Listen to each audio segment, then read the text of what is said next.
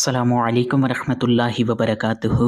आज इंशाअल्लाह करीम इस वीडियो के अंदर हम सुनेंगे कि क्या इबादत और रियाज़त से नबूवत मिल सकती है।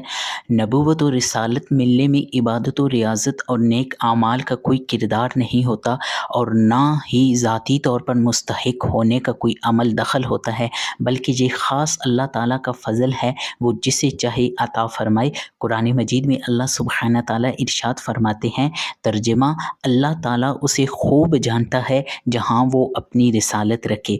एक और मकाम पे अल्लाह सुब्हाना ताला कुरान मजीद में इरशाद फरमाते हैं, तर्जुमा, वो अपनी रहमत के साथ जिसे चाहता है ख़ास फरमा लेता है और अल्लाह बड़े फ़ज़ल वाला है।